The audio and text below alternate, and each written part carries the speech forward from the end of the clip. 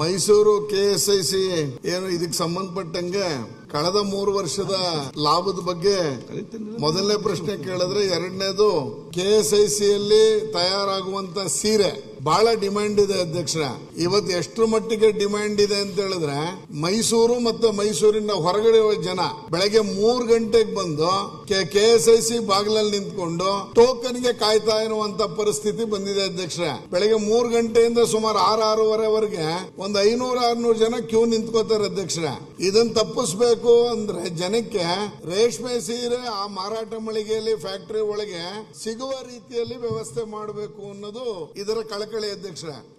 ಎರಡನೇದು, ಕೆಎಸ್ಐಸಿ ಫ್ಯಾಕ್ಟರಿಯ ಏನು ಸೀರೆಗಳಿಗೆ ಎಲ್ಲ ಕಡೆಯಿಂದ ಡಿಮ್ಯಾಂಡ್ ಇದೆ. ಶಾಸಕರು ಅದಲ್ಲದೆ ಬೇರೆ ಬೇರೆಯವರು ಬಂದು ಅಲ್ಲಿ ಒಳಗಡೆ ಗೋಡೌನಲ್ಲಿ ಸ್ಟಾಕ್ ಇರುತ್ತೆ, ಅದನ್ನ ತೆಗೆಸ್ಕೊಡಿ ಅಂತ ನಮಗೂ ಫೋನ್ಗಳು ಒತ್ತಡ ಬರುತ್ತೆ. ಆದ್ರೆ ಸಮಸ್ಯೆ ಇರೋದೇನು ಅಂದ್ರೆ, ಇವರ ಉತ್ತರದ ಪ್ರಕಾರ ಪ್ರತಿನಿತ್ಯ ಸುಮಾರು 200-250 ಸೀರೆಗಳು ಪ್ರತಿನಿತ್ಯ ತಯಾರಾಗುತ್ತೆ ರೇಷ್ಮೆ ಸೀರೆ ಅಂತ ಇದೆ.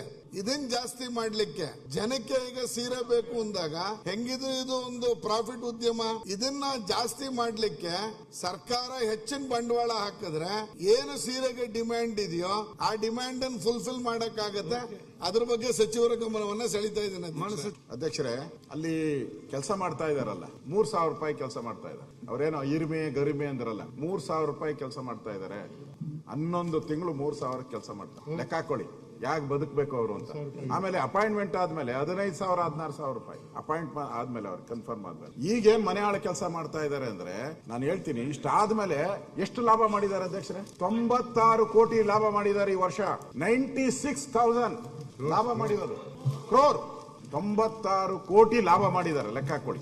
ಅಂತ ಸಂಸ್ಥೆನ ಮುಚ್ಚಕ್ ಹೊರಟಿದ್ದಾರೆ. ಅಲ್ಲಿರುವಂತ 12 ಎಕರೆ ಜಾಗ ಯಾರೋ ಮೈಸೂರು ಮಹಾರಾಜರು ಹಿಂದೆ ಅವರು ನಿಮ್ಮ ಸಲಹೆ ಈಗ ಅದನ್ನ ನಾನು ಹೇಳ್ತಾ ಇರೋದು. ಅವ್ರು ಹೇಳಿದ್ರಲ್ಲ, ನಾನು ಆಗ್ ಮಾಡ್ತಾ ಇದ್ದೀನಿ ಈಗ ಮಾಡ್ತಾ ಇದ್ದೀನಿ. ಫಸ್ಟ್ ಅದು ಮುಚ್ಚಬೇಡಿ ನೀವು. ಅಲ್ಲಿ ಗ್ರೌಂಡ್ ಮಾಡಕ್ ಹೊರಟಿದ್ದಾರೆ. ಯಾರೋ ಪುಣ್ಯಾತ್ಮ ಮಹಾರಾಜರು ಮಾಡಿದ್ದು ಹಿಂದೆ ಆ ಕಾಲದಲ್ಲಿ ಮಾಡಿರೋಂಥದ್ದು. ಲಾಭ ಬರ್ತಾ ಇದೆ. ರೇಷ್ಮೆ ಸೀರೆಗೆ ಅದೇನೋ ಹೇಳ್ತಾರಲ್ಲ, ನಾನು ಹೋಗಿದ್ದೆ 3 ಗಂಟೆ ಕ್ಯೂ ನಿಂತ್ಕೊಂತಾರೆ. 1 ಅವರಲ್ಲಿ ಎಲ್ಲ ಸೇಲ್ ಆಗಿ ಹೋಗ್ತೈತೆ.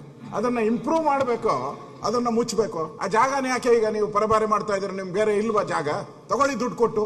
ಸುತ್ತು ಲೇಔಟ್ ಮಾಡಿದ್ದಾರೆ ಅಧ್ಯಕ್ಷರೇ. 500,000 ಎಕರೆ ಲೇಔಟ್ಗಳು ಮಾಡಿದ್ದಾರೆ. ಅದು ಸುತ್ತು ಏರಿಯಾ ಸುತ್ತು ಅವ್ರಿಗೆಲ್ಲ ಜಮೀನ್ ಸಿಗುತ್ತೆ, ಇವ್ರಿಗೆ ಜಮೀನ್ ಸಿಗಲ್ಲ.